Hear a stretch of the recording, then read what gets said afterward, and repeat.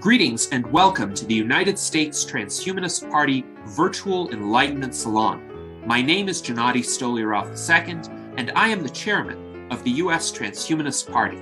Here we hold conversations with some of the world's leading thinkers in longevity, science, technology, philosophy, and politics. Like the philosophers of the Age of Enlightenment, we aim to connect every field of human endeavor and arrive at new insights to achieve longer lives, greater rationality, and the progress of our civilization. Greetings, ladies and gentlemen, and welcome to our Virtual Enlightenment Salon of May 15th, 2022. We are pleased today to have a very important discussion on a subject that may be unsettling for some of us transhumanists and longevity proponents, especially those of us who wish to see a continual progress of our civilization and especially a continual improvement of our lifespans. Unfortunately, this has not been happening during the past 2 years, 2020 and 2021. And we need to understand this troubling reversal and what can be done to once again allow life expectancies to increase. So we have a distinguished panel joining us today. We have our Director of Visual Art, Art Ramon Garcia. We have our Legislative Director, Jason Geringer. We have our Director of Applied Innovation, David Shoemaker. And we have our Director of Longevity Outreach, Ben Ballweg. And our special guest today is a returning guest. We are always very happy to have him participate in our salons. He is Didier Coeurnelle, the Vice-President of AFT-Technoprog, the French Transhumanist Association. He is also the co-chair of HEALS, the Healthy Life Extension Society, an association that promotes a much longer life in good health. This association organizes international conferences and publishes a monthly newsletter called The Death of Death. Interestingly enough, The Death of Death was also the subject of our previous Virtual Enlightenment Salon with Jose Cordero, Simon Waslander, and Terry Grossman. And all of us in the longevity movement harbor some long-term optimism for the future of human longevity. We believe that we ourselves would be able to benefit from breakthroughs that would reverse biological aging. However, when we see statistics like the ones from the past 2 years, we have to be concerned about what could this mean for our near-term future and what could be done to set our species back on the correct trajectory. So welcome to Didier. We are pleased to be able to have this discussion. And now, Didier, you have the floor. Thank you, Gennady. And first I want to say especially thank you for being, let's say, the first organization and you, Gennady, the first person asking to speak about this subject during a conference and during a meeting. So I think this is very positive, because I was afraid that transhumanists would directly say, yeah, it's better not to speak about this. Okay, now let's speak about evolution of life expectancy, consequences of the COVID-19 at the world level. First, facts and interrogations about the decrease of life expectancy. The most important thing, and you were speaking about this already, is the fact that if you read one recent article, the reference is there on the screen. If you read a recent article, we had in 2020 decrease of life expectancy of 0.92 years, so it's about 11 months in 2020 and 0.72 in 2021. Let's say, good news or less bad news is there was also recently an evaluation made by the World Bank, and this is I would say less but so it's almost statico, so a few days less than 1 year before, but they don't have statistic yet for the year 2021. But okay, anyway, even if the World Bank is right and the author of the article that I quoted is wrong, it's still the worst situation that we ever had since about 70 years. Since 70 years, each year was better than the year before, and this is the first exception in 2020 and probably also in 2021. To understand that, you probably, most of you probably know about this. So there was kind of a correct estimation of the number of people dying from the COVID-19 in, let's say, rich countries, and under evaluation in poor countries. So with the elements that we have, so sorry, first we know that because we compare the people, the number of people who were dying officially of the COVID with the number of people who were dying of all causes, and you compare that to similar years before. And you have one country, I think it's Peru, where you had almost during 2 years 2 times more deaths than in a normal year. So it's a very big difference. And you have also very big differences in countries like India, in some African countries, and in some other Asian countries. So this is statistics concerning the largest European countries by population. And so you see here very clearly that we were, the trend was a positive one. There is kind of, it's rising less fast than before the last years, but it's still rising. And here, 29 to 22, the difference is really spectacular. It's decreasing everywhere. I want also to say that if you take the statistics made by the, let's say, most negative interpretation, you have now the level of you have now the level of life expectancy in the world that we had 10 years ago. So it is really a decrease of 10 years in 2 years if these statistics are correct. This is Russia compared to the United States. So there also you see Russia with an increasing trend, and here you have a very clear decrease. The United States were on a kind of statu quo since a few years, 4 or 5 years, and here you have once again a very, very clear decrease. Now that I spoke about the facts concerning life expectancy, I want to say a few reasons to be pessimistic for the next months and even for the next years. Sadly, I see quite a lot of reasons, and then I will go to the positive side. So there are first reasons related to what I would call factual evolutions. So the first one is long COVID.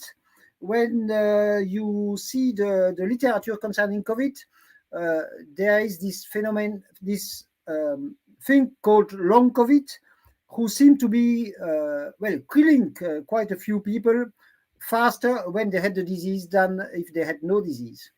Second very important aspect is that due to the COVID-19, vaccination, of course, outside of the COVID situation decreased. And we have now, especially in the countries in the south, but also in the countries in the north, we have now big problems of vaccination. And if things continue like they are these last months, we will have an increase also for the first time since probably 40 or 50 years, we would have an increase in child mortality.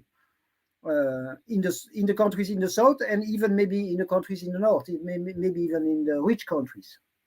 Then there is the question of pollution, so fine particles, but also there was a recent study that showed that most people have, well, very small quantities, but still most people have plastic in their blood.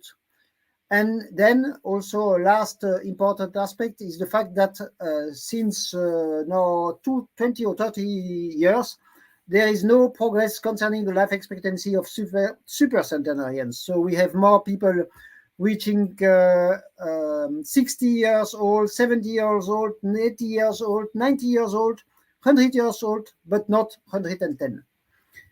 Okay, then there are what I called more organizational reasons.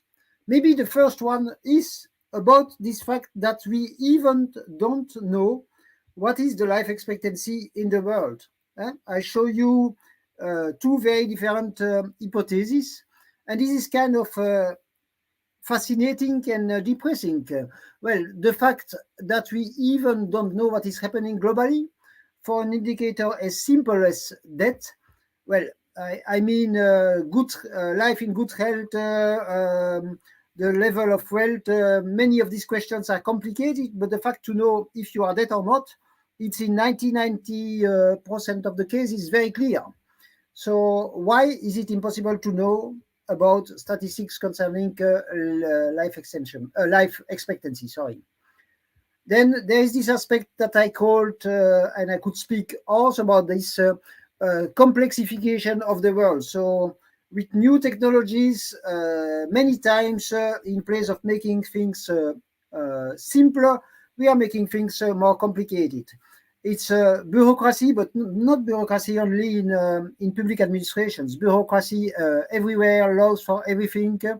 And let's be honest, if you have the choice between opening the door with your hand or turning on the light with your hand or using IT, and you absolutely need to open the door, you absolutely need to turn on the light, what will you choose? You will choose the old way because it's more reliable. And because when you use the IT, you are never sure it will work. Then there is all these questions of, I would say it's three categories that are close together. So the fact that the society is more complex, one of the things is that we have a lot of people doing at what I call washing, green washing, democratic washing, social washing, ethics washing. So telling things that are not true. And why? Probably because telling things has probably never been so easy compared to doing things. Well, doing things is easier than ever. Telling things is easier than ever, but it's even, I mean, the facility to make websites, to make big declarations, to make false declarations is increasing faster than the capacity to do things. And then the last aspect is all rules related to patents, to IP, and also to privacy rules. I have no time to tell why, but I think these aspects are actually very closely, the questions related to privacy and the questions related to IP are very closely related and are, in my opinion at least, making things more complicated. Now, reasons to be optimistic for the next months and years. Well, there are quite a few reasons, good reasons, of course. Well, I mean, happily. So first, there is a diminution of the mortality due to COVID-19. There are therapies, better therapies than before. There is better vaccination than before. We know in general more how to handle it. And concerning the statistics I was telling you, it seems that at least for the last months of 2021 and probably also for the first months of 2022, the number of deaths is decreasing. There is also kind of a rebound effect. So those the people who had to die, between brackets, died already, and so the people who are alive now, they are stronger, and so life expectancy can rise again. We have, of course, more scientific knowledge than 2 years ago. We have more therapies in general than 2 years ago, and we have still progress very fast in artificial intelligence, and also, but still less fast, but also progress in medical AI. Okay, then organizational reasons to be optimistic. We learned how to work online, and this is probably the most spectacular, one of the most spectacular positive aspects of these last 2 years. Is before, people didn't want to work online. For many people didn't want to work online. Now many people want to work online and are used to. We are more interconnected than ever, also related to this work online, absolutely necessary. Another point very important for me is that life has never been so precious culturally, especially concerning old people. This was one positive aspect of COVID-19.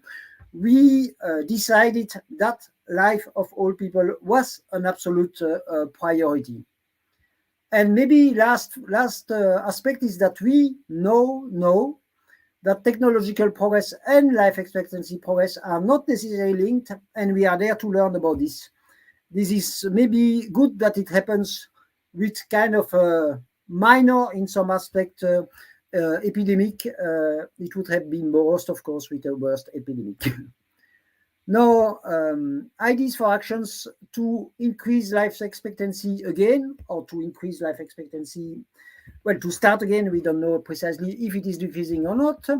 So I used to think that enough money, enough scientists, and enough will to progress would be enough to have life expectancy rising, and to have one day what I call, and what some longevists call, immortality, so living without aging. And I used to think that a Manhattan Project, a moonshot project, and public money and considering science for health as a common good would accelerate, but were not absolutely necessary. I think that after this COVID crisis, we need absolutely some of the following elements. We need absolutely, well, maybe we don't need all of these aspects, but I will say some of these aspects are absolutely necessary, and all of these aspects are for me, but after that it's for the discussion, of course, are for me useful. So less talk, more concrete work for research, especially on health, resilience, and longevity. So at the moment, for example, you have many startups, many organizations speaking about longevity, but very often not doing really experiments on animals, experiments on humans, clinical trials, and when there are trials on mice, it's not really trying on the lifespan of the animals. They are killed before the end of the experiment. And clinical trials on people, we are still waiting for quite a lot of these trials. For example, the famous TAME study, metformin study, to see if it is working, if metformin is prolonging life. It's in the pipeline since, I think, 7 years, and it's still not there. We need less bureaucracy. I spoke already about this, and once again, bureaucracy is not only public, coming from public services. Less useless jobs, less advertising, and more work for the public good. We need less obscurity. Here, I don't have time to go into details, but once again, for me, all aspects related to privacy are one of the big sources of difficulties to understand this epidemic and to understand how to work further for longevity, and to understand big data for longevity. So less obscurity, less patents, more knowledge sharing, and more transparency. Well, that's another point that I would that where I could speak for hours, but a little bit out of the scope, but still less conspicuous consumption and more focus on, once again, health, resilience, and longevity. And we need a global project, a moonshot project, realizing that stopping aging is a thinkable goal, and public money, and considering science for healthy longevity as a common good. So for me, but now the discussion will come, of course, but for me, these are the points, not all of them absolutely necessary, but some of them absolutely necessary, since we know now that money plus scientists plus goodwill is not enough to have life expectancy rising, even in our beautiful world where we have so much access to knowledge, to scientists, and so on. So this is it for my introduction. I want to thank you for being here, making this discussion possible. I want to thank Malvina Pushkova, who is the author of most or quite a few of the schemas graphs that you saw. So for the statistical information, and also Ilya Stambler. And there are many organizations which are working resolutely in the directions exposed. So Janadi already spoke about HEALS. There is also Longevity Alliance. There is also Lifespan.io, Humanity Plus, and the Association Française Transhumaniste.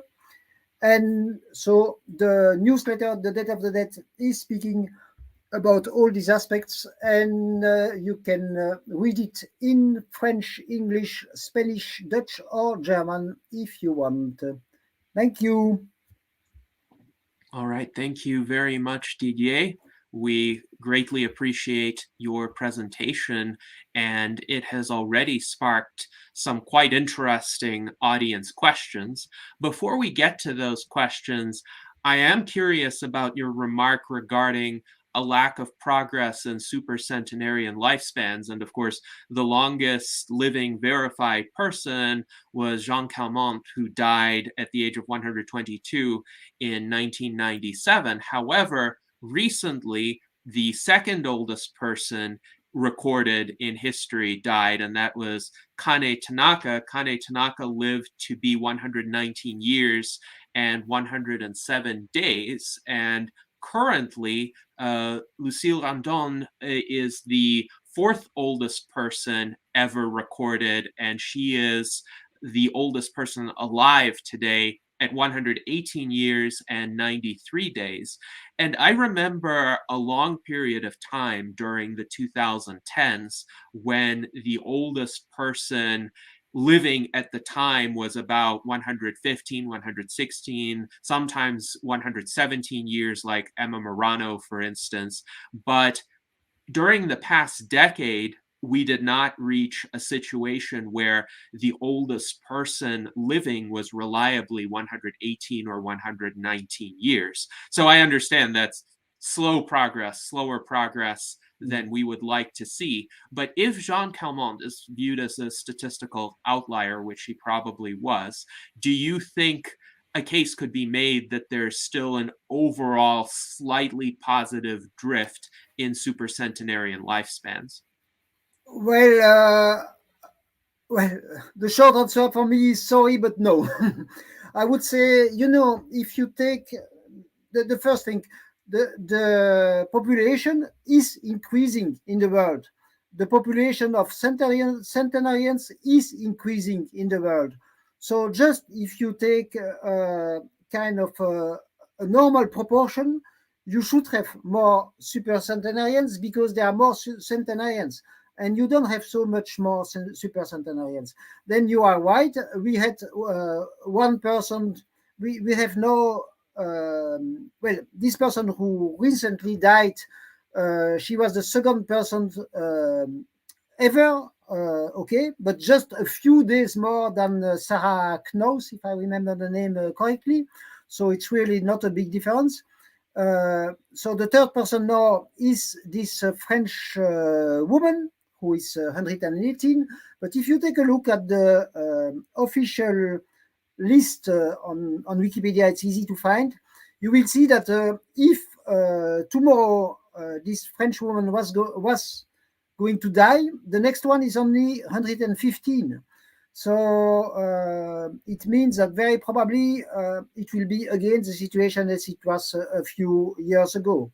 And then there is another aspect even more, let's say, worrying.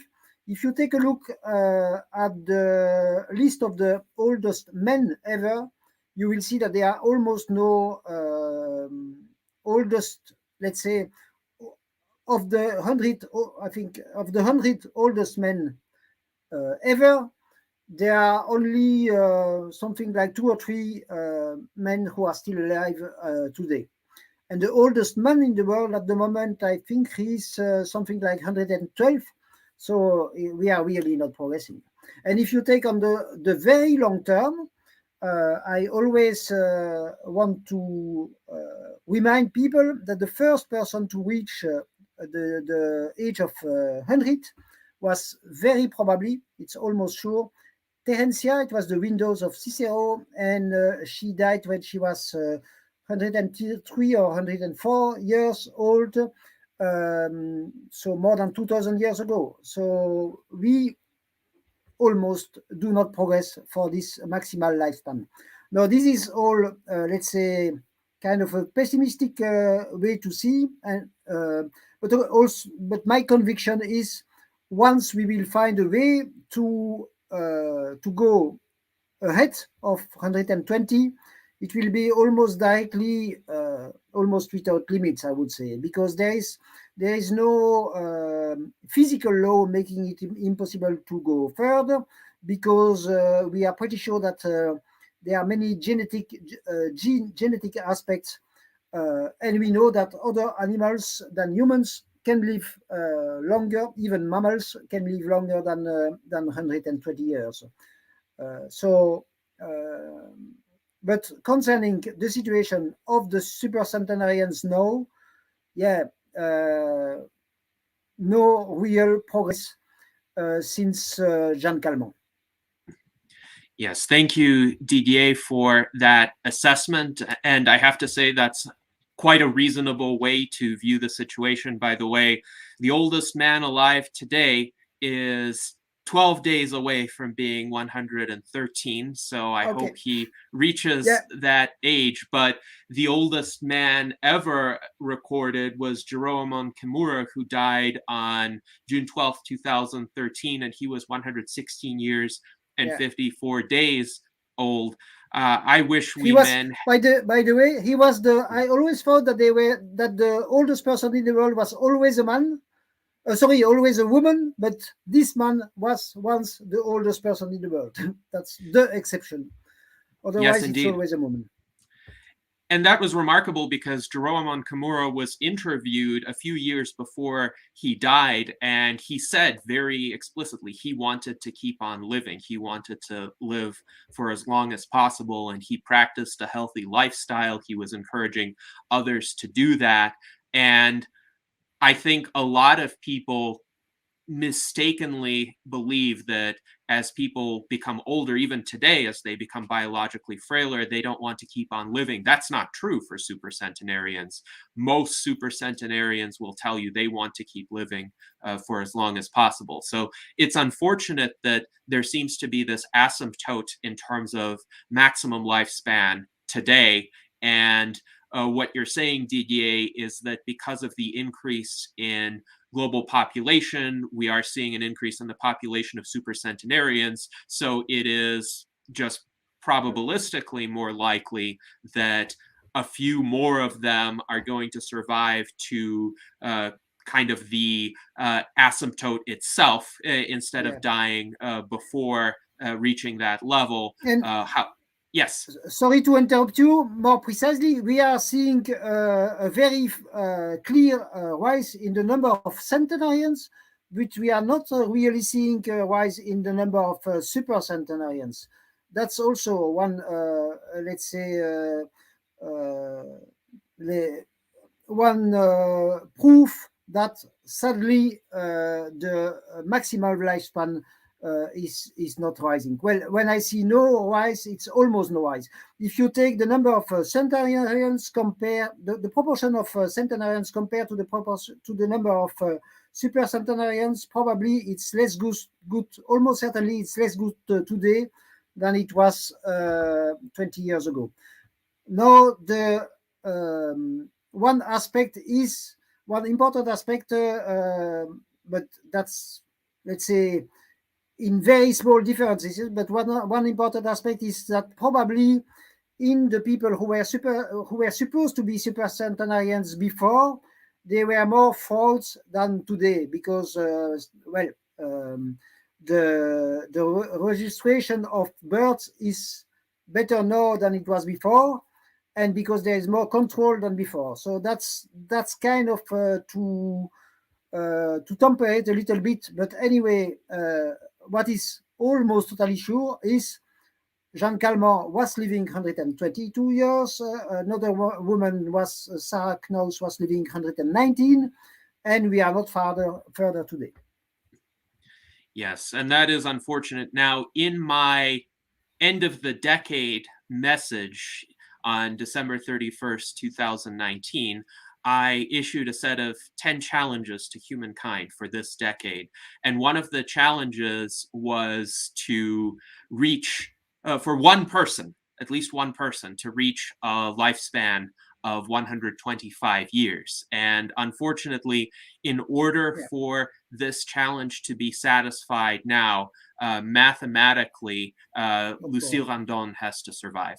So she has to survive. She's 118 years now. So in 7 years, which is 2029, she would be 125. Nobody else is old enough to reach 125 this decade. So I really wish her luck in surviving. I hope some medical technology will come about that could help her. I really hope people are monitoring her health, but it is a bit troubling that she's the only one left who stands a chance, even mathematically, of reaching that life expectancy. Now, David Wood has a related question. He wonders, is there a possibility that the supercentenarians of recent times benefited from healthy, frugal lifestyles in their youth, but more recently, fewer people lived through such situations when young? Well, I don't think so, because you still have many parts of the world where people are, let's say, forced to have a frugal life. So I'm afraid in the possible explanations, one possible explanation is air pollution and pollution in general. And if this is the case, it could be, for example, I don't know, I was speaking about plastic in the blood, but there is also fine particles. If it is that, that explaining that we have all this medical progress and we are not able to progress for life expectancy, if it is that kind of explanation, it's a very problematic one. But for me, I was writing one newsletter, The Dead of Death, and the title was The Mystery of the Supercentenarians. For me, it's still kind of a mystery. You know, why are we unable, why with all our technologies, all the things that we are able to do for medical science, we are unable to make people living only a few years more? Don't know. And also, by the way, not only for humans. If I give $20 billion to David Sinclair, Aubrey de Grey, and the best longevist scientists for longevity in the world, and I give them 20 old rats, these rats will very probably die before they are 4 years old. Well, 4.2, I think it's the record, the maximum. So even for rats, maximal lifespan is still the maximal lifespan.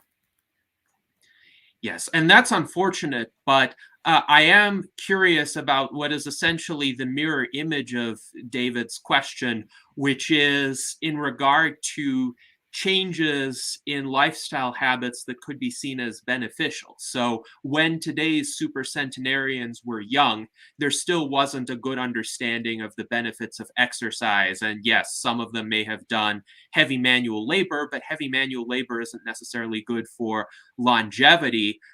Very structured, purposeful exercise that doesn't exhaust the body while still giving the benefits of physical activity really came into being in the 1970s. And running, for example, became popular in the 1980s. Before that, a lot of cardiologists were actually mistakenly viewing running as dangerous for heart health, which is a kind of strange idea from today's perspective.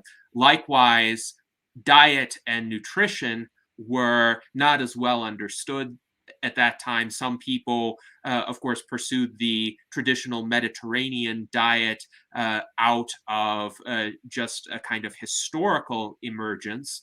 But today there is a much larger population of people who intentionally eat healthier foods and have access to a greater variety of foods than before. So in the absence of any medical breakthroughs, do you think there would be at least a slightly greater probability of, say, the people who are 70 today being more likely to reach their 120s than the current generation of supercentenarians?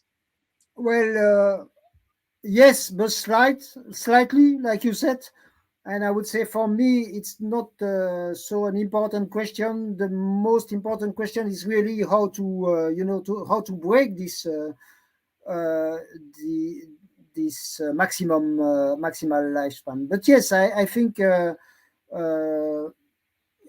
very probably if people are following, let's say, all good rules and they have a kind of a good environment, well, they will slightly go further. But like you said yourself, it's not for tomorrow, because when this French woman will die, and she doesn't seem to be in very good health, sadly. Yeah, when she will die, the oldest person in the world will be 115, or maybe 116 at this time. Mm-hmm. Yes, indeed. So David Wood has another interesting question here. He wonders, does the distinction that you make between talk being, quote, bad and work being, quote, good stand up to scrutiny? David writes, yes, there can be time-wasting talk and there can be good actual work, but the other way is possible too, and that projects that are launched without sufficient analysis or talk beforehand can also be a waste of time. And along these lines, Walter Crompton writes that much of the time, talk is the result of not having a good avenue for action. So, for example, in our community, a lot of people wonder, well, what could be done to increase lifespans? And some people can think of certain experiments to do, but it's really hard to get an actual experiment started with some of the regulatory barriers that exist. So what are your thoughts in response to these comments? Yeah, so I of course agree with David that you cannot act without thinking before. But when I speak about too much talks, is especially I don't know how to explain it, but it's like if we are adding layers to layers about for many discussions, and if we are adding legal discussions to scientific discussion, and then privacy discussions to legal discussions, and so on. So of course, discussions concerning how or discussions is maybe not the good word, but theoretically thinking about how to defeat aging and which avenues do we have to follow are important. But for me, there is. But I'm curious if the analysis, if what David is thinking is not the same. But for me, there is no doubt that even in the longevist community, the time that we are using for, let's say, organizing the organizations, creating new organizations, studying how to have the best startup and so is and plus all aspects concerning what I call bureaucracy is far exceeding what should be what is reasonable, and also really far exceeding the time necessary to make the experiment themselves. So I will give one example that Walter very well know, and also it's now, I think, 3 or 4 years ago, or even more, at least 3 years ago, that I gave, well, quite well, not I will say that I gave $100,000 for support one experiment concerning epigenetic age and measuring what people are doing for longevity to Josh Mitteldorf to start an experiment. And we still don't have the ethical authorization that's called IRB in the United States and in Canada. We still don't have this authorization, and there are people who were already working for this full time, weeks and weeks. And I can tell you that in Belgium, in Europe and in the US, all these aspects are taking many years. Actually, I was surprised that the situation seemed to be even worse in the US than in Europe, because the US is supposed to be a little bit less bureaucratic, but yeah, it's incredible. I always give also this example. If I am looking at the people walking in the street, of course I'm allowed to do that. If I'm taking a look at the people walking in the street to analyze how they age, to analyze, to understand why they are year after year walking with more difficulties, and I don't ask their authorization, and for the rest, they don't care because they even don't know about that, I'm doing something against the law. Bureaucracy in a totally crazy way. But this is only one example. I could sadly multiply the examples. Mm-hmm. Yes, indeed. And this kind of bureaucracy is, of course, a great impediment to scientific and medical progress. In the US Transhumanist Party, we have raised that concern for a long time. And in particular, the US Food and Drug Administration is the bureaucracy that poses the greatest obstacle in the world to progress in medical science and life expectancy, because it is, as you have stated, one of the most stringent. Just, I would say that the FDA and the equivalent organizations in Europe, they are at the same level. Sometimes Europe is faster, sometimes the US are faster, but but both are very slow. Yeah.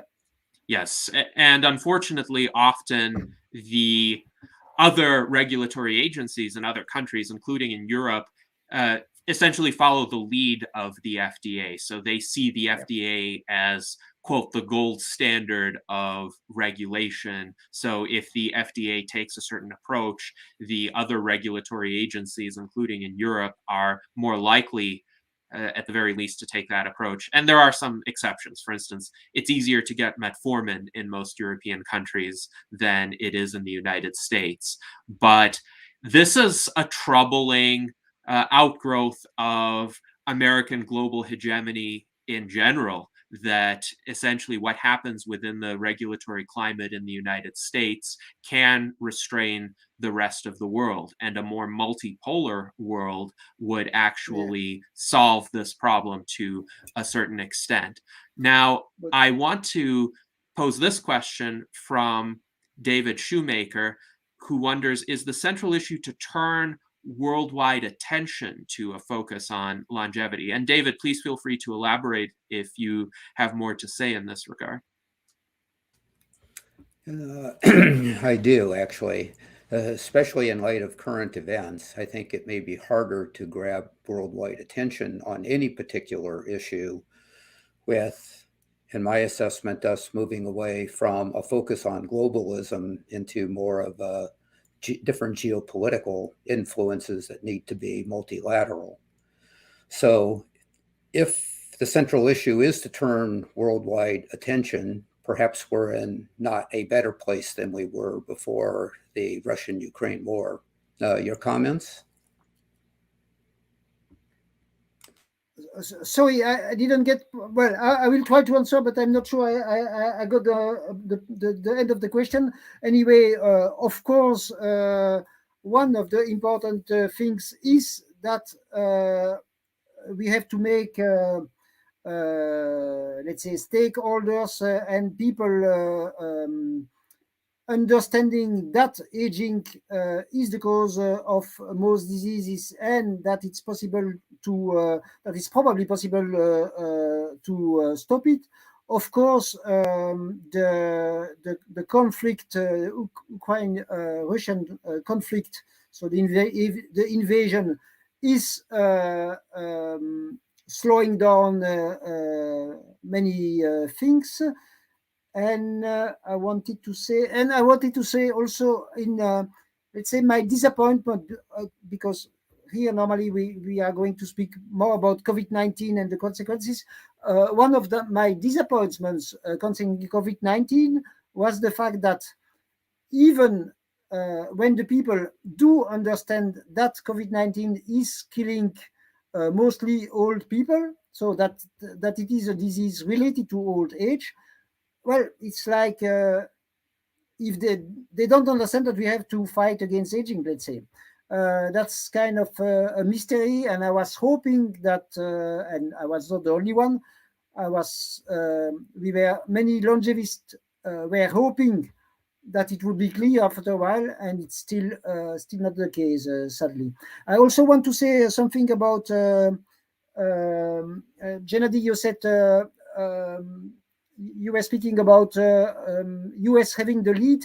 Actually, concerning all the questions related to privacy, it's more Europe who has the lead, and I would say not in a good way, because it's one of the consequences is that, especially for COVID-19, but also for many other aspects, is that it's becoming increasingly difficult to have scientific data shared and to have access to scientific data.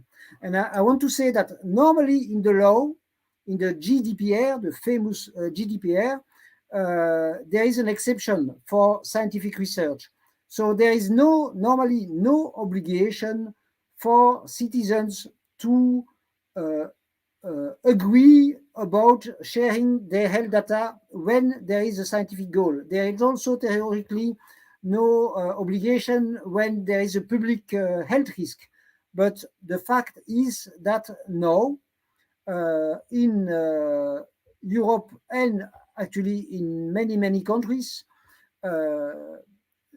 access to statistical information is becoming increasingly difficult because of privacy, but also because of people selling their data. And it's I would say, two parts of the same problem.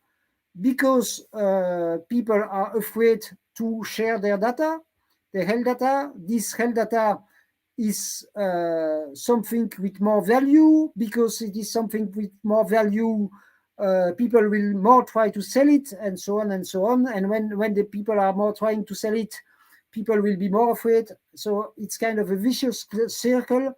And for me, one solution would be, okay, health data is a common good, and we use it for scientific reasons. And one thing I was forgetting in the positive aspects, but it's only in one part of the world, but in Europe, there is no document let's say, a project of law, you could say. It's not the legal term, but it's a fact. It's a project of law made by the European Commission and called Health Data Space. And there, this is going in the, I would say, in my opinion, the perfect direction. First principle, citizens have the right to have access to their health data on an electronic form.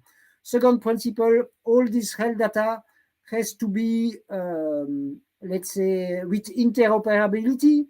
And third, very good principle is it is allowed to use this data for science, but it is prohibited to use this data for something who is, let's say, who had bad consequences for the citizens themselves. So this is going in the perfect direction. The problem number one is, once again, bureaucracy, and maybe the way that people understand democracy today. People understand democracy today something that has to be slow to be more democratic, and I don't think that is true at all. That's almost the other way around. You know, if people want something, they want it today, and this is less democratic if they receive it in 3 months. But of course, you have to think about. Coming back to what David said, okay, of course, we don't have to decide tomorrow, but the situation when all decisions, especially in countries like Belgium, all decisions are taking months, years, and so on. It's not useful for democracy. Mm-hmm. By the way, one small anecdote, maybe white. So in Belgium, there is one thing called official journal. The name is Moniteur Belge. I'm asking people to write in the chat what they think, how many pages per year, and I will tell after how many pages per year we have in this journal. Interesting. And yes, I completely agree. It's essential to give people, ordinary individuals, the assurance that their health data would not be misused to discriminate against them or to generate profit for third-party entities that they may not even be aware of, and yet to allow that data to be used for research purposes that benefit humanity more broadly, and how we give that assurance to people who are often cynical these days because of the behavior of various third-party entities who may lead to, for instance, higher health insurance premiums for certain individuals, or who may even lead people to be denied care under certain circumstances. How do we alleviate those concerns? That's a very important question. And we did have a salon previously with Didier on the subject of data privacy, which I will link to shortly. But I first wanted Didier to address an observation and a question that were posed by Mike Lazine. So Mike notes validly that stress and physical and mental disorders can also affect life expectancy. And of course, during this terrible pandemic that we have lived through, a lot of people have been under increased stress, either due to financial strain or higher workloads or disruptions in their lives from relatives falling ill or dying. And Mike also wonders, what about studies of the decline of life expectancy due to living below poverty? So could that be a contributing factor to the statistical declines that we've seen if this pandemic has caused some people who might have been formerly middle class or lower middle class to dip below the poverty line? Yes, it's one aspect, and I'm afraid in the slides that I was showing, it's one of the, let's say, possible futures that but I was not speaking about psychological aspects, but you are right to speak about it. I forgot about this. That's one, and that's one of the possible, let's say, futures on the, let's say, bad side. that the decrease of wealth, the stress, create a kind of a snowball effect where people are living less good and shorter lives. One thing, there were quite a few studies concerning it's not stress, but people killing themselves, suicides, and it seemed that at the beginning there were no more suicides. So once again, it's more something coming after 1 or 2 years, or certainly not during the first months, because during the first months, people are they are stressed, but they are reacting in a good way to stress. And after a while, it's too much stress and there is accumulation. So yes, sadly, you are right. Even if I don't think that there are many studies on this, but it's one of the aspects. And decrease of wealth, decrease of well-being, decrease of happiness, I would say. Yeah. Mm-hmm. Yes, indeed. And we have a comment from Chris Calkins, who writes, we need to get our arms around the suicide rate problem. And this relates to your comments just now. So Didier, are you more concerned about the suicide rate rising now as compared to the early pandemic because of what you mentioned, that during the initial stages, people have essentially more of a reserve of resilience to deal with these kinds of stressful situations. But if they're under that situation for years, then that reserve gets exhausted. Well, I think it's one aspect, but I don't think it's a very important aspect. And also, I was, that's again strange. Coming back to sometimes the problems to have statistics. Once again, in my country, Belgium, for example, the statistics concerning suicides are coming after years. How can I say that? The information I saw until now concerning suicides is that in some parts, in some countries, some situations, there is a rise, but not a catastrophic one. Yes, thank you, Didier. And Chris Calkins follows up by saying, research shows people stick together after a disaster and suicides decrease. Short term. After.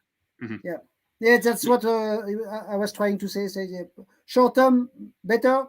Long term, going down, but it doesn't seem to have big effects, negative effects. Yes, and of course, compared to the general population, the proportion of people who commit suicide has always been relatively low. Most people die of conditions they don't want to get, like various chronic diseases. And we'd like to thank our friend John H. for his generous super chat.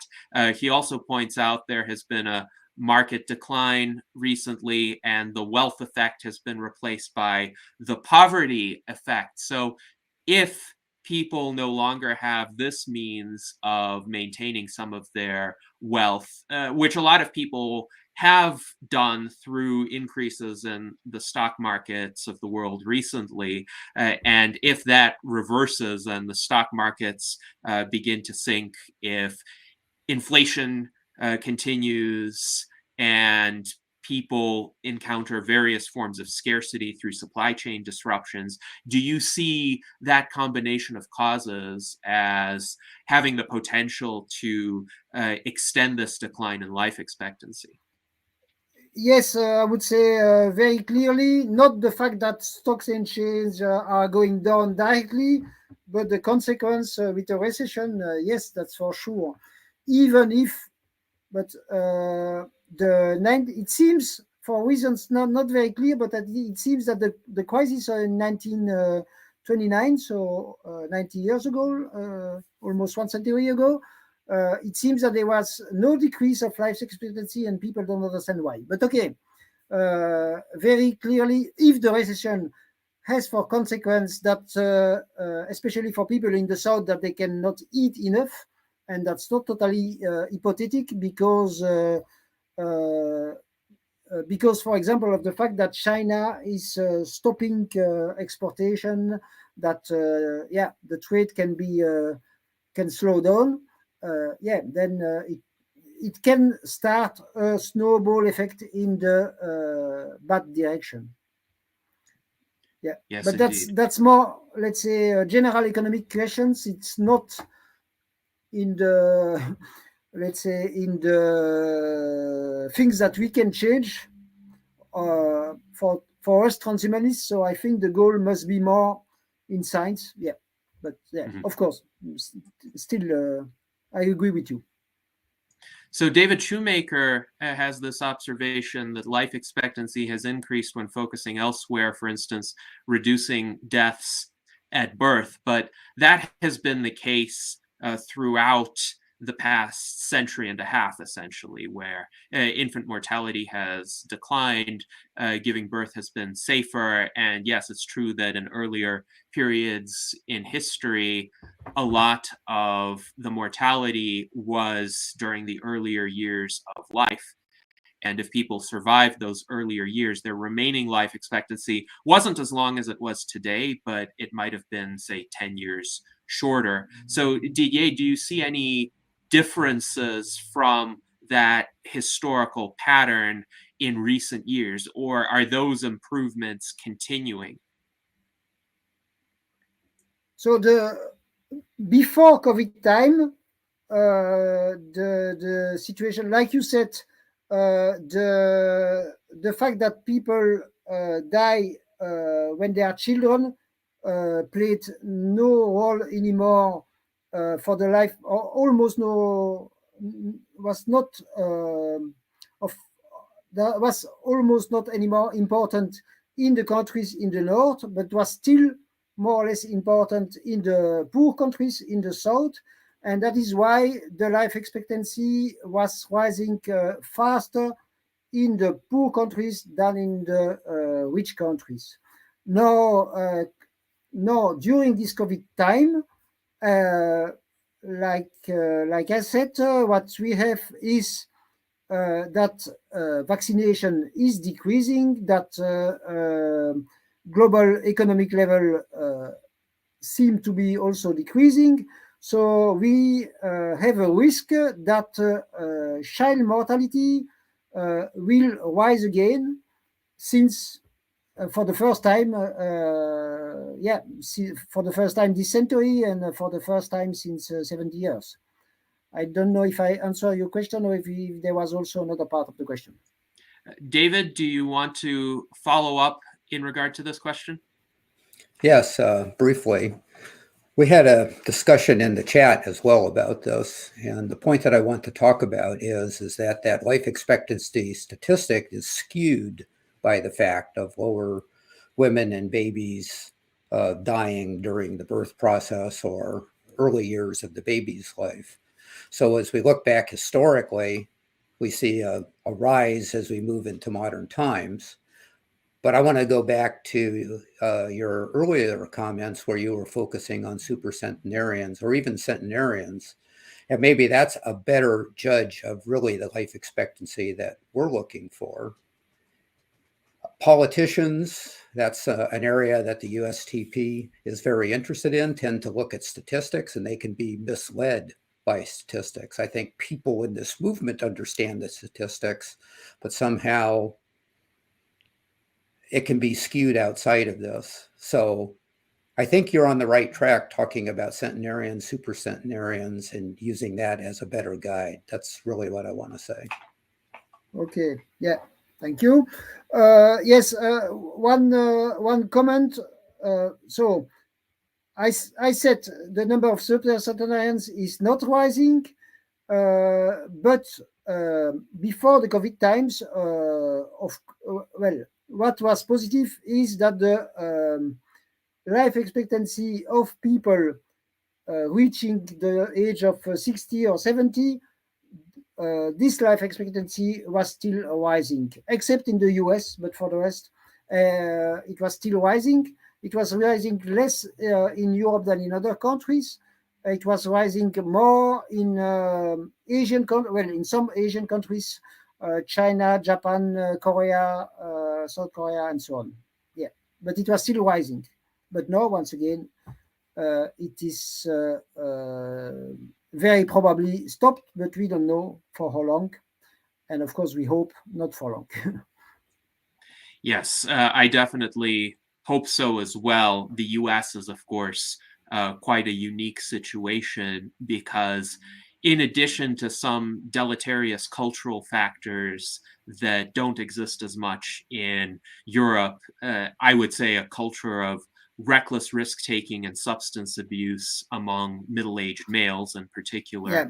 The US has not done as well in terms of life expectancy as other more advanced economies. But hopefully, one positive trend over the course of the last decade is that the abuse of opioids has largely been curtailed through better prescription practices. So maybe that is going to help. Now, I wanted to pose a question that David Wood wrote.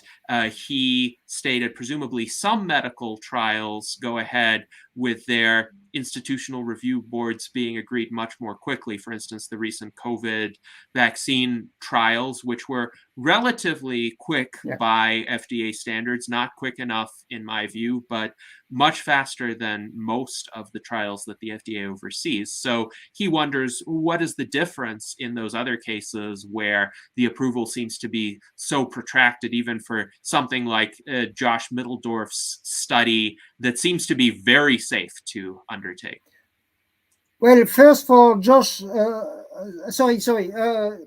I thought you were saying for team study, because for team study, it's not a problem of IRB, it's just a problem of money. But for me, it's strange.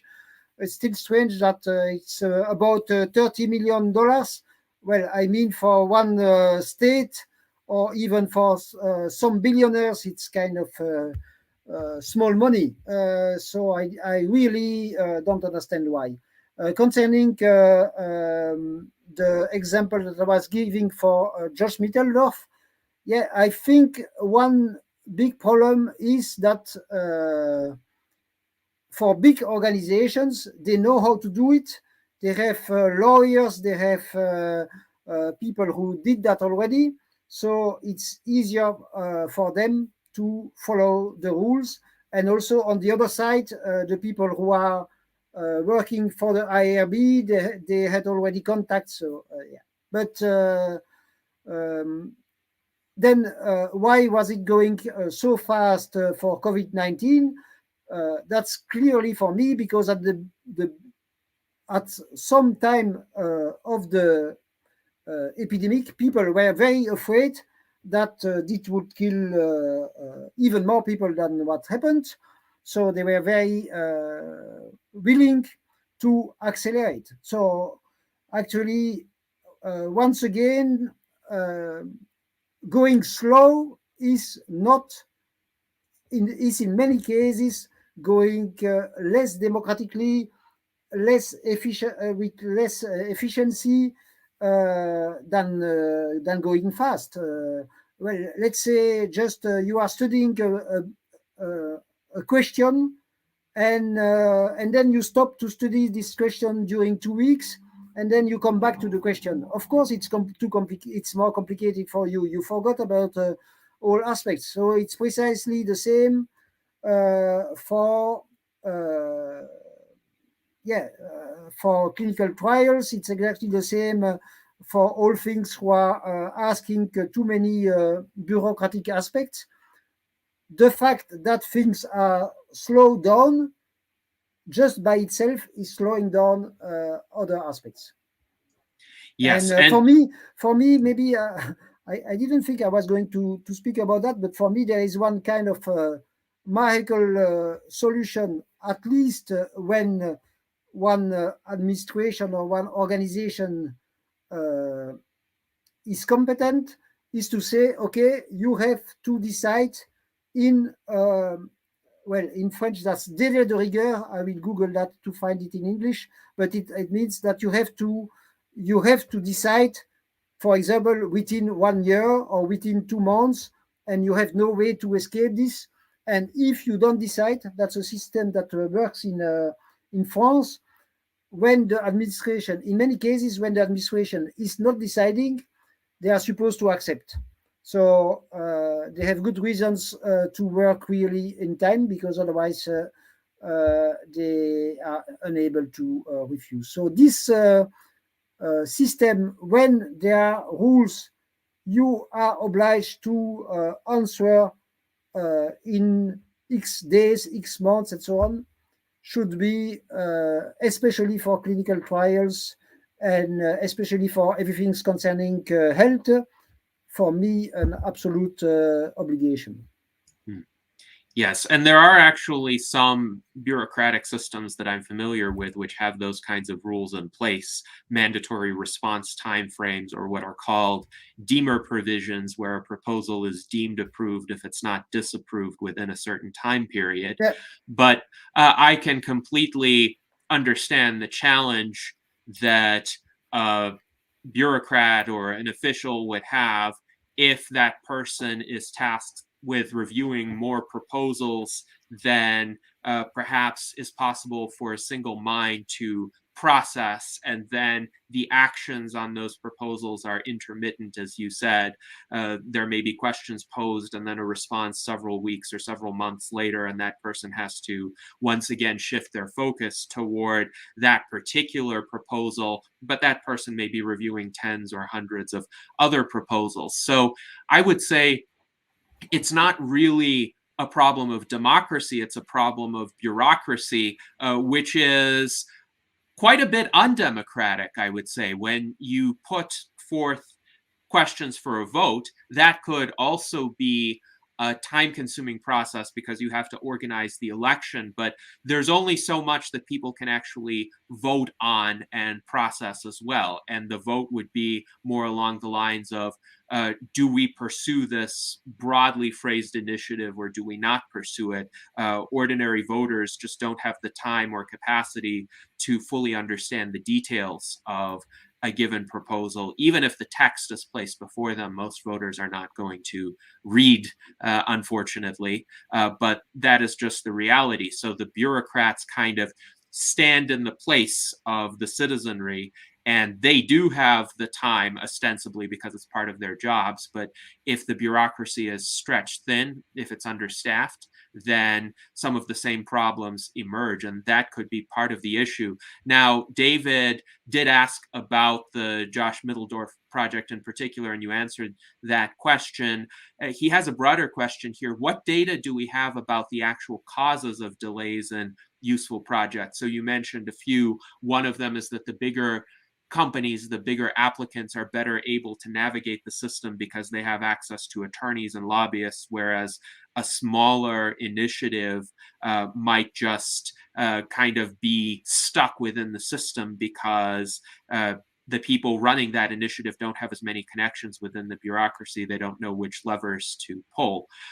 So would you say that's a large cause of many of the delays? And of course, another one that is potentially problematic is there may not be enough people to review all of these projects in a timely fashion, or the criteria may be overly stringent or obsolete. But do you have an understanding of kind of the breakdown of all of these causes and which are the most prevalent? So then no, I will not speak only about the IRB, but I will speak about all aspects concerning clinical trials.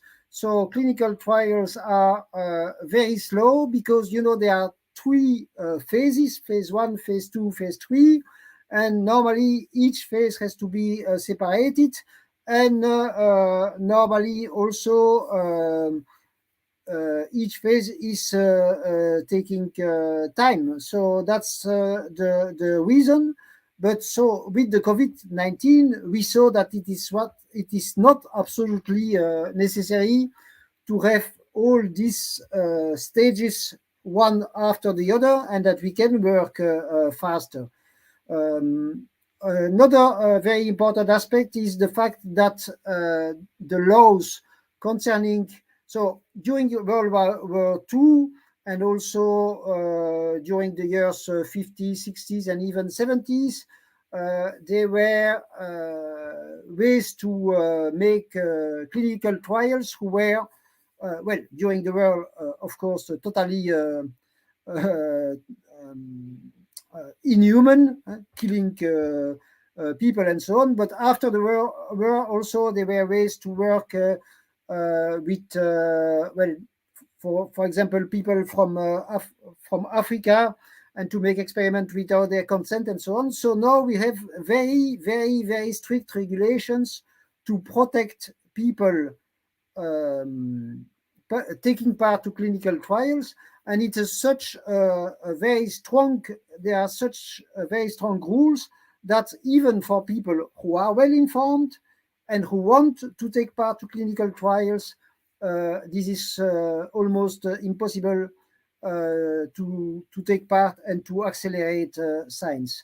So that's one aspect. The other aspect is here we are speaking about diseases related to aging, and because, among other things, because of these rules, and because big companies and small companies do not want to have problems with people having clinical trials and dying, they take almost only young people.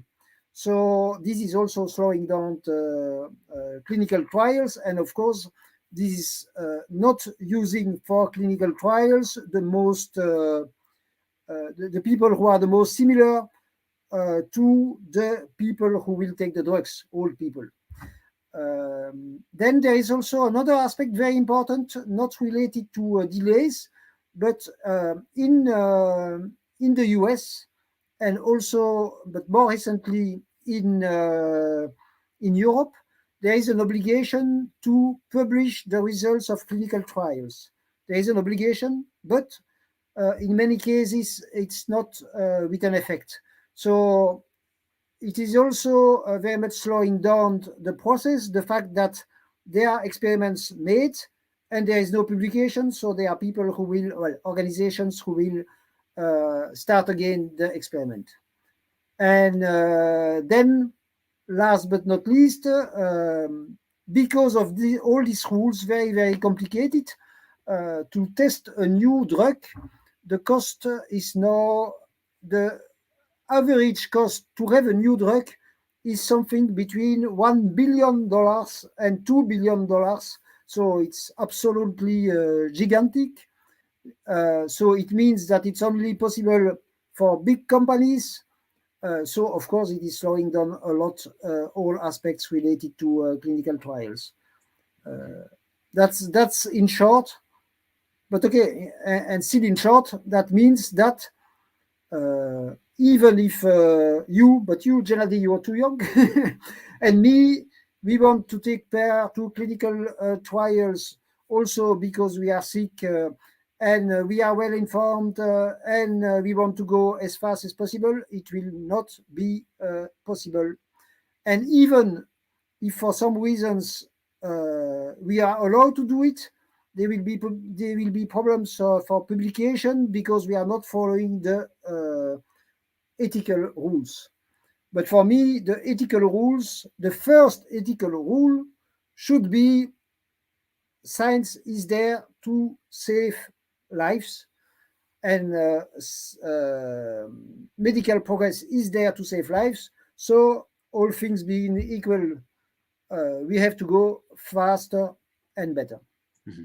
Yes, thank you, Didier. And maybe the last thing, one of the ideas that some people have, and it was more in the past than now, it's that scientists are testing them on themselves. And of course, by definition, if they are testing their own products on themselves, they are already good informed. So it could be one of the ways to go faster. But sadly, it's not done a lot. Mm-hmm.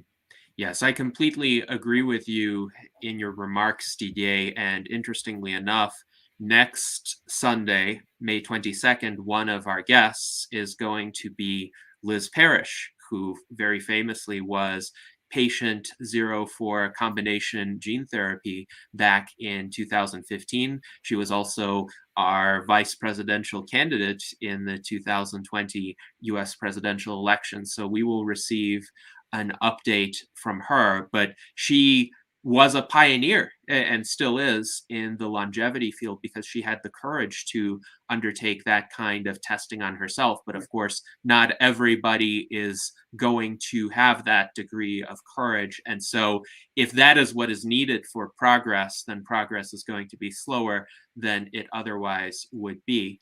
David Wood says, thanks Didier for the answer.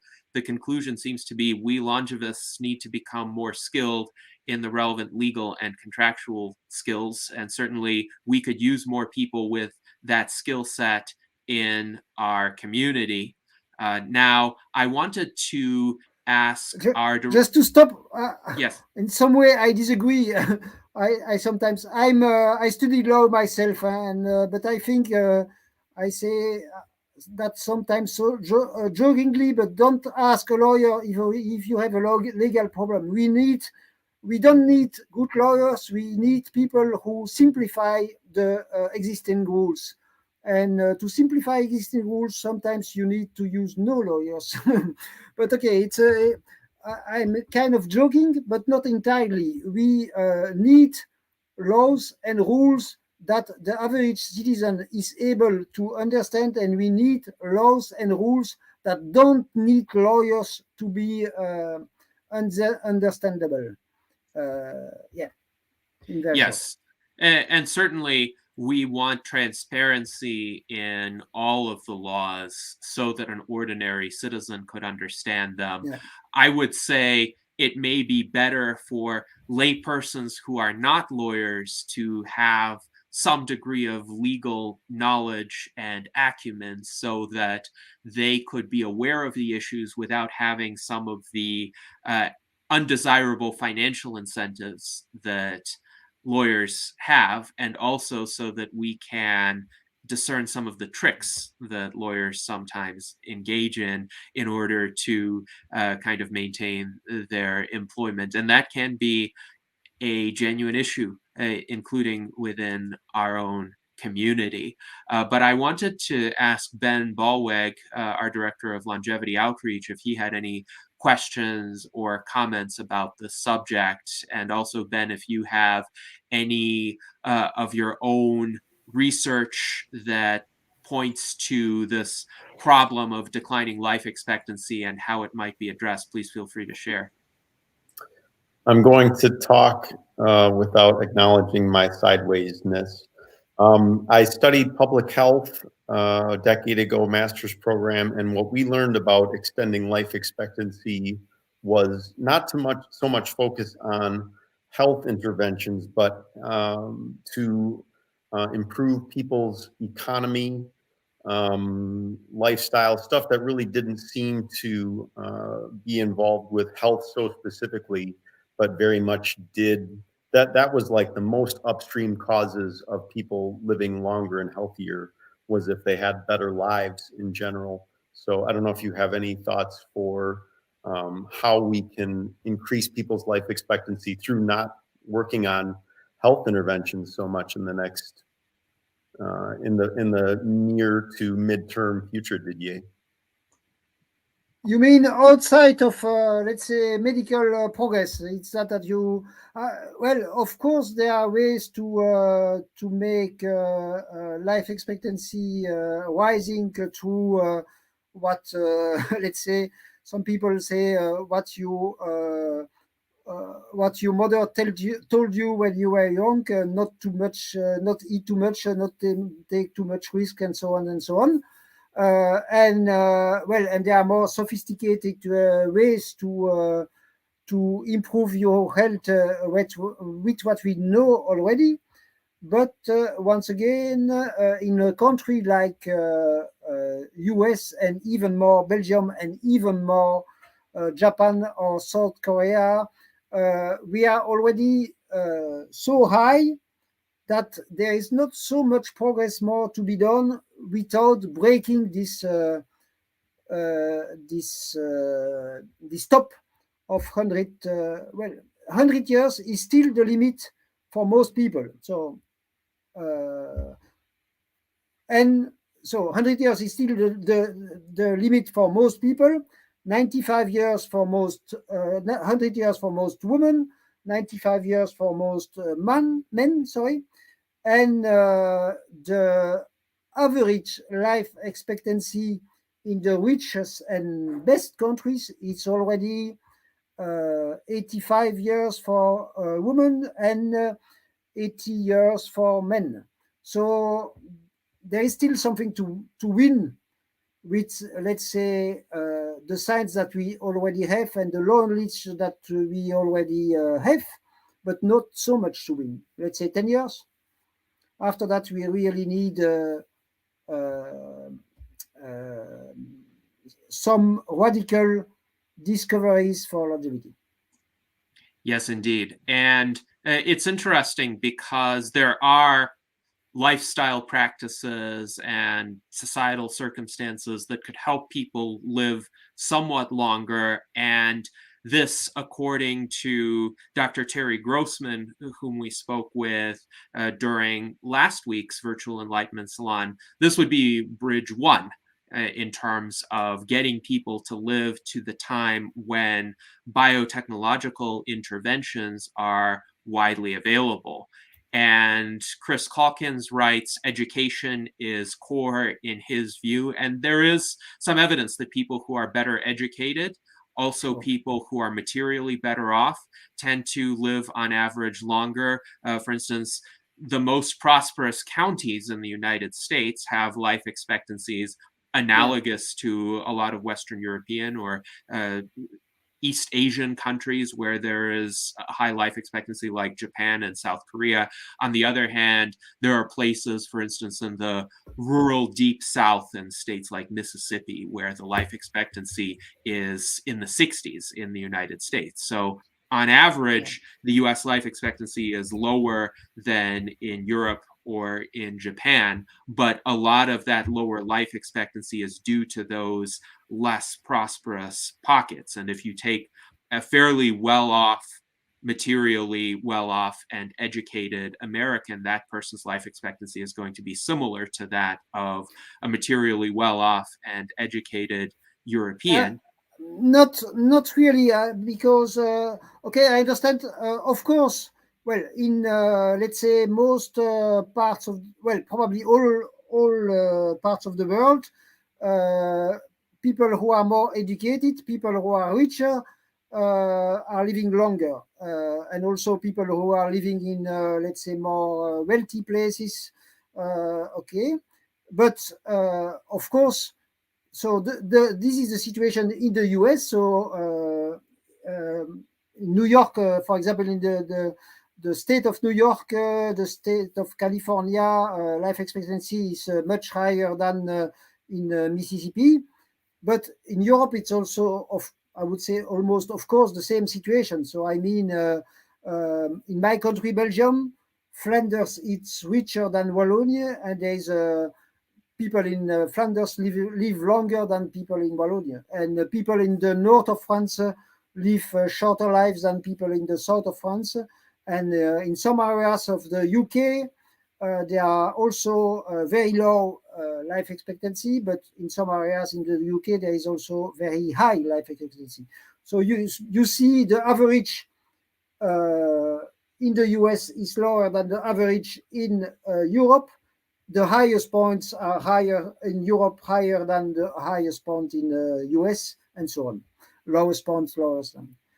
Yes, and it's kind of a very, very a strange situation that the more scientific country, well, the country where the best scientists in the world, the country with probably the best medical doctors in the world, has a life expectancy decreasing. And I forgot to say that in this analysis that I was quoting at the beginning, they say that the situation in the US was already worse than in the other countries, but it's decreasing faster than in the Western countries, because in very short, in Europe, the COVID was very bad the first year, but less bad the second year.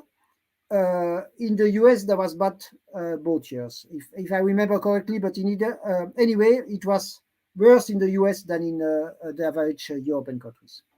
Yes, and I think part of that has been due to the politicization of the pandemic and of all sorts of healthcare measures that were taken in response to it. Unfortunately, both of the political parties have essentially co-opted what should be purely a public health question and used that for partisan posturing. And Chris Calkins writes, lack of education killed many Americans. Now, I'm curious what Art Ramon has to say. Do you have any questions or comments? Yes, I've heard like news reports that COVID has caused like reduced sperm production. So is there any concrete data to support this idea that COVID has negatively affected fertility rates, for biological reasons, not socioeconomic?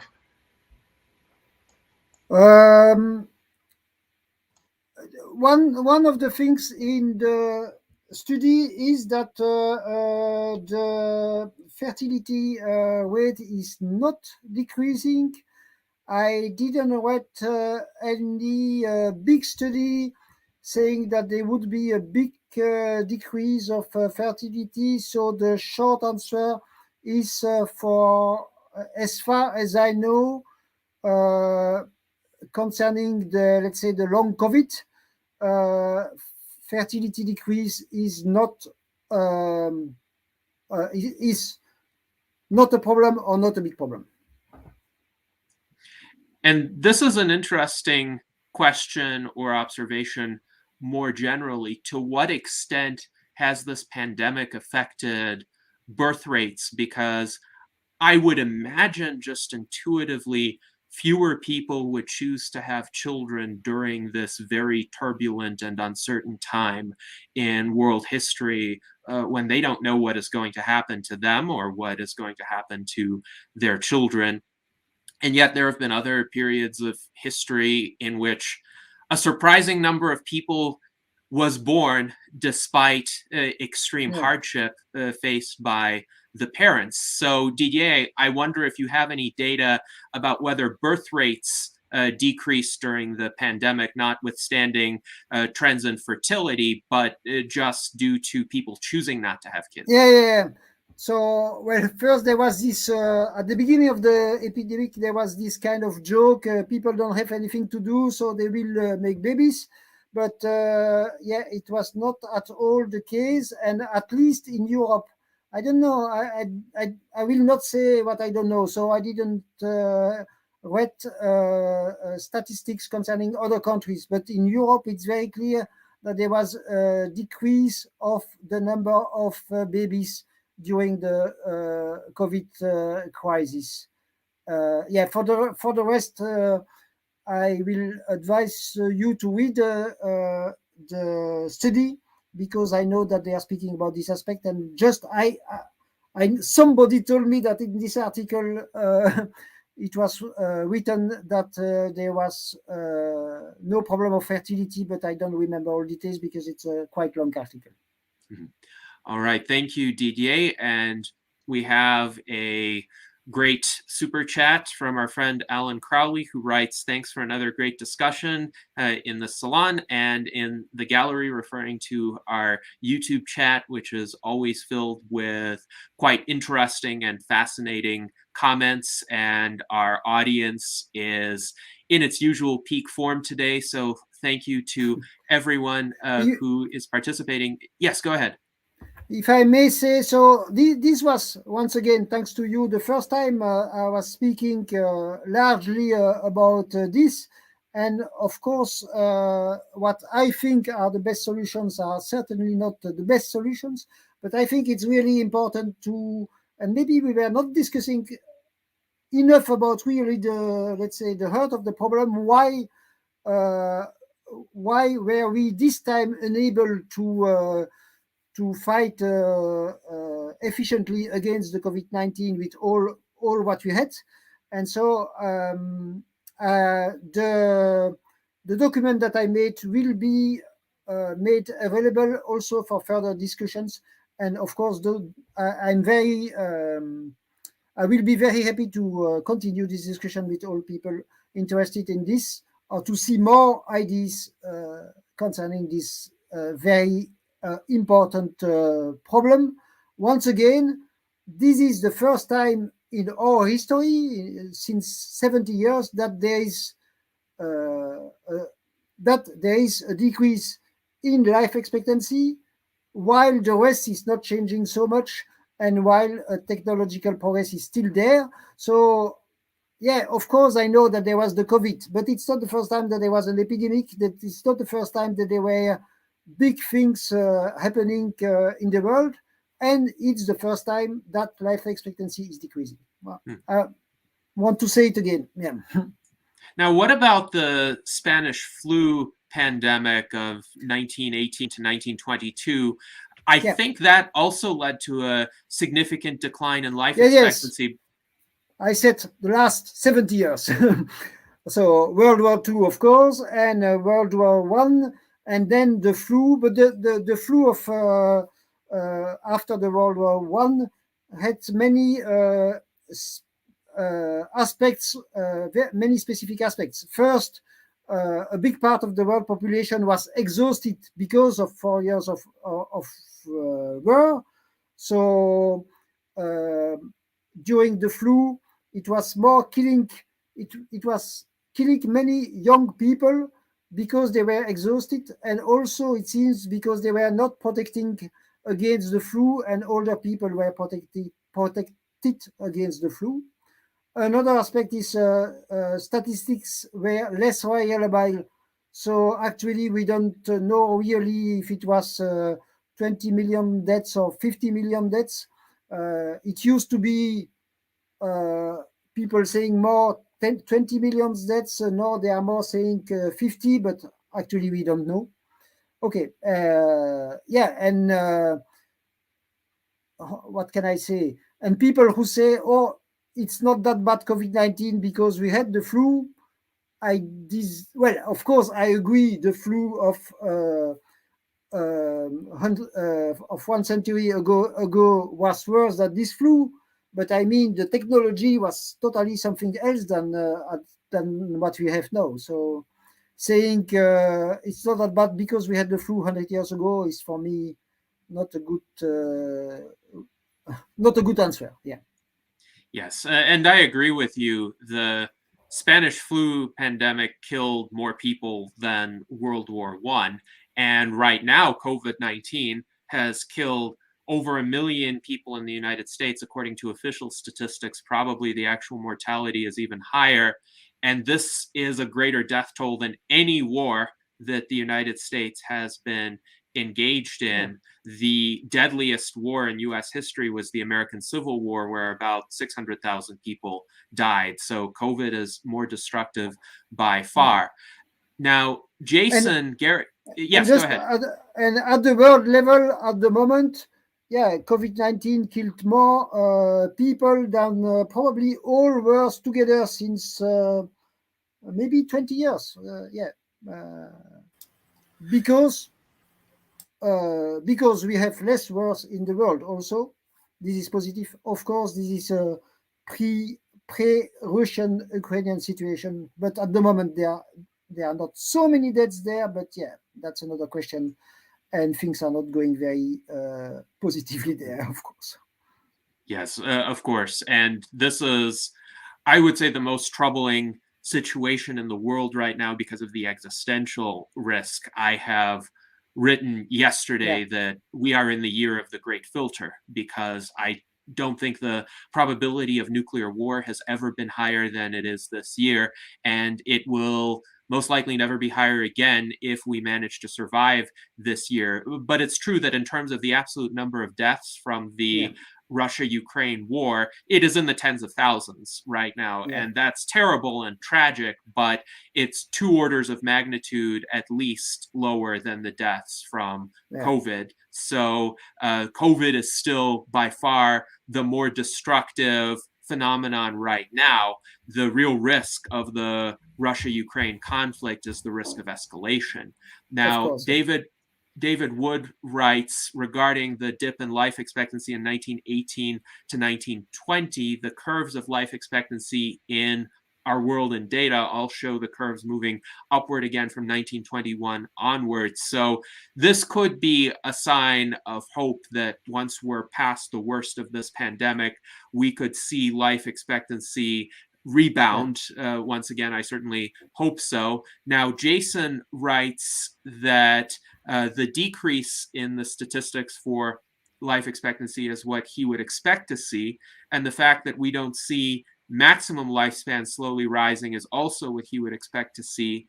And he thinks in the future, looking back, he would expect to see a sudden upward rise in life expectancy when effective gene therapies become available. The problem is it's going to take so long before we can see that data. So he wonders, what do you think about aging clocks, and are there any that you can trust so that we can measure changes in expected future lifespan before people actually die, and we can look at a 60-year-old and say, okay, we've reversed this person's aging somewhat? Maybe first, I totally agree with the fact that gene therapies, for me, are the most hopeful aspects concerning life extension. For many reasons, but among other reasons, because we know that other animals with other genes can live, for centuries, Greenland shark, whales, and so on. Now, to answer the question, I recently, I suppose many of you know this beautiful website called Fight Aging. And the main author of this website,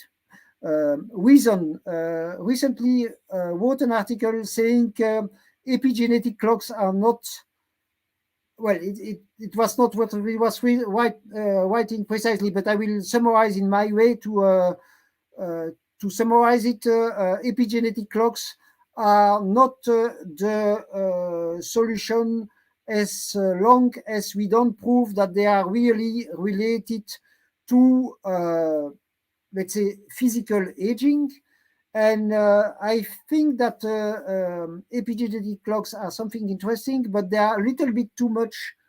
For me, it's again this aspect of making the world more complicated when it is not necessary. I will explain. We have lots of ways to measure our age.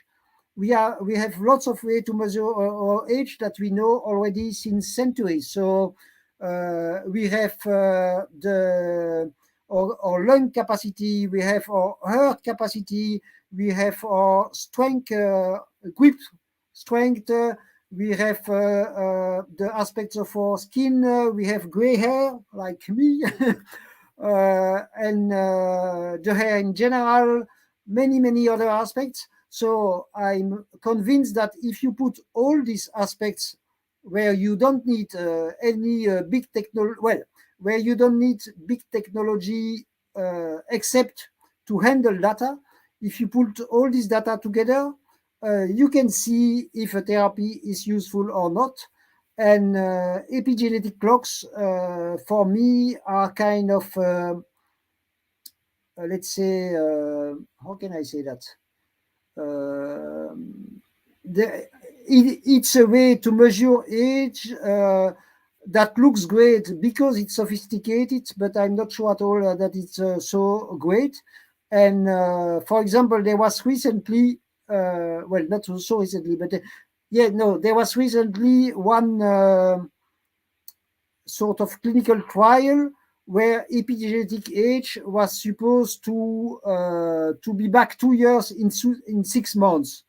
For me, it's more the proof that this epigenetic age is not correct than the proof that there was a rejuvenation of 2 years. Sorry to say it so brutally, but I don't think that epigenetic age is really measuring the real aging.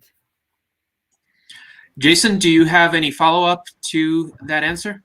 No, that's very interesting. I kind of think that as well. In a way, it's a sort of speculation. You can't really know until someone breaks that barrier and is literally still alive. That's why maybe I think it would be good to see some kind of animal live for a long time, because that's what people want to see. They want to see something that is, has lived longer than, and it's going to take so long for our max person to live, we don't want to wait that long. Yeah. So yeah, if I can interrupt you to go in your direction, like I said already, for me, for example, for clinical trials on humans, but even more because it's quite, clinical trials on humans, if you want, you have to wait that people die, and happily it takes time. But human trials on animals, especially on rats and mice, for me, this is almost crazy that there are so many tests. So they test the animals, and after 6 months, they sacrifice, they kill the animals, and they don't keep them alive to see if it is really working or not, the therapy. And sometimes, they measure the epigenetic age, for example. And for me, well, let's say, I don't know if it is the good word here, but I like, the sentence, the proof is in the pudding.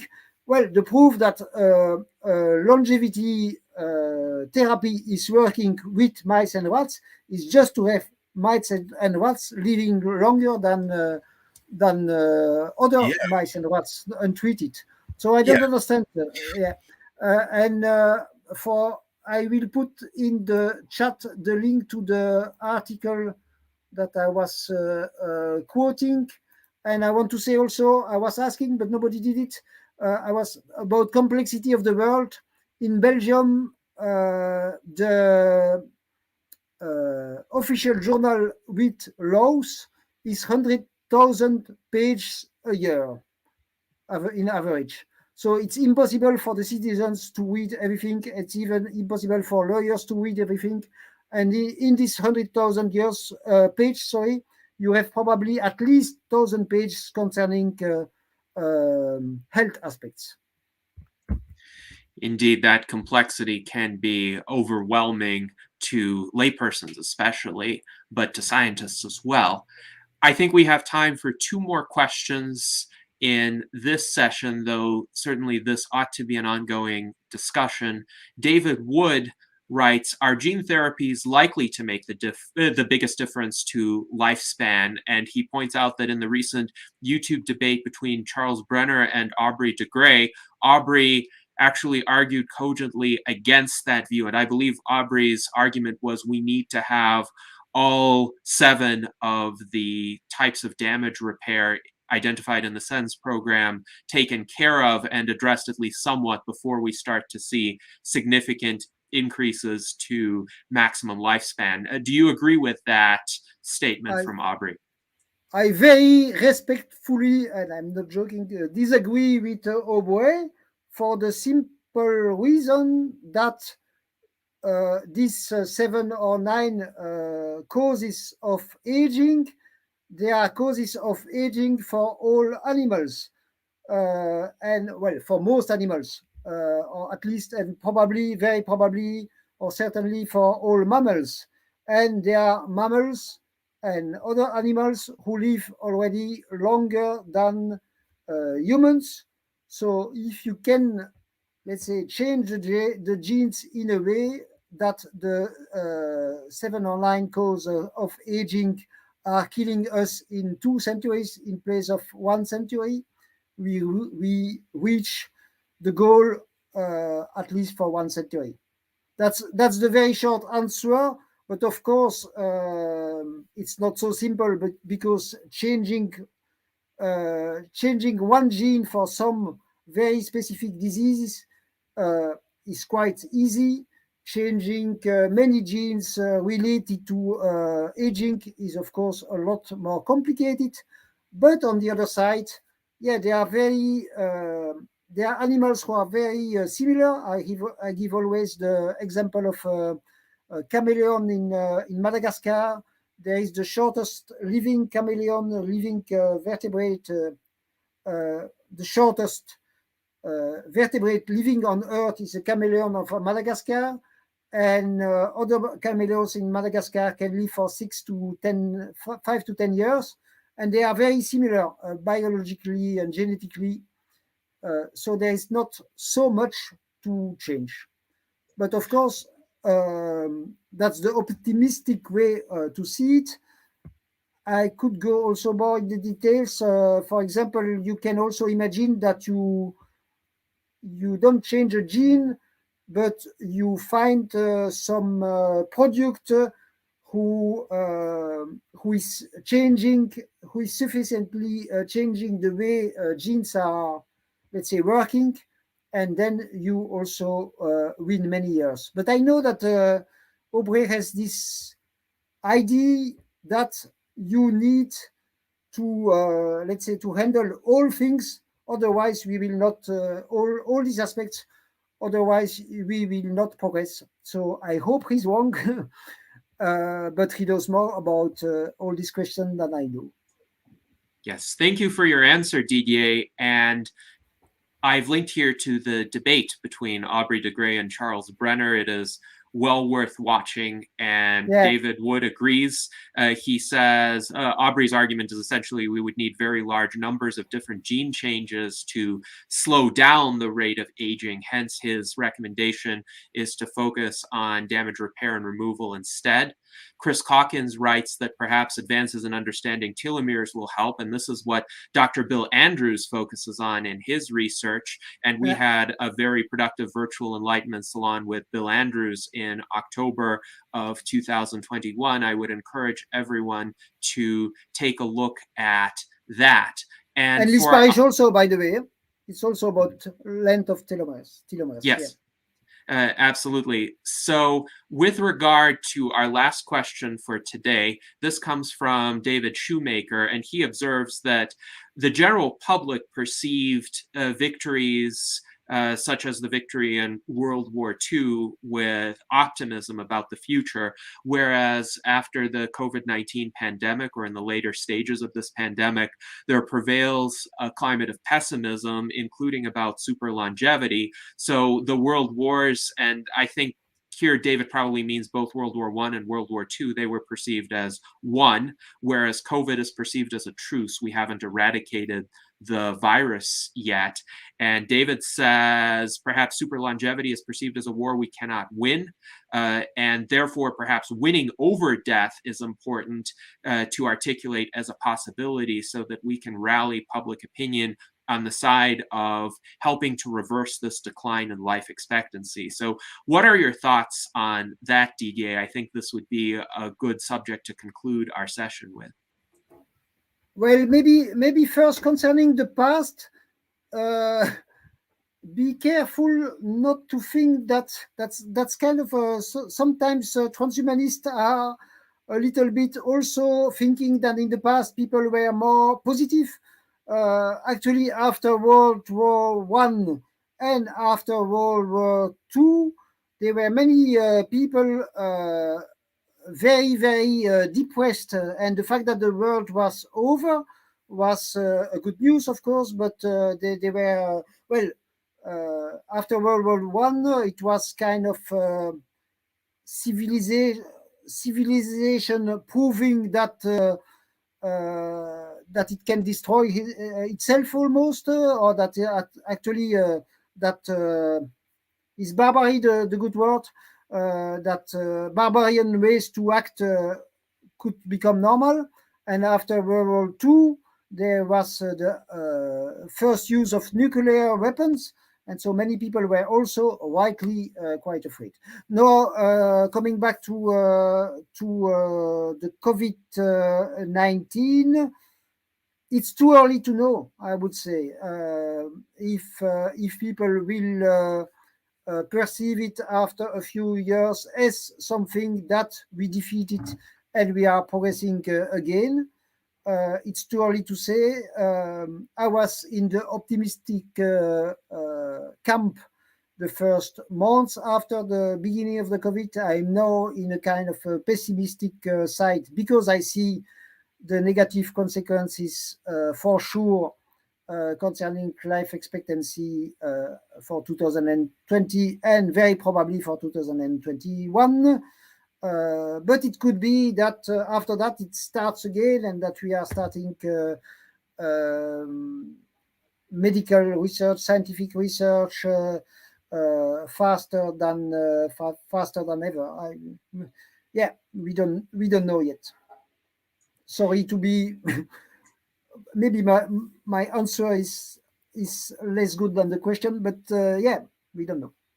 Well, this is a story that has yet to be written, I think, in terms of our future history. Hopefully, we will be able to reverse the decline in life expectancy. Hopefully, the 2022 statistics will come in at a higher level of life expectancy throughout the world if we don't destroy ourselves in a nuclear war this year.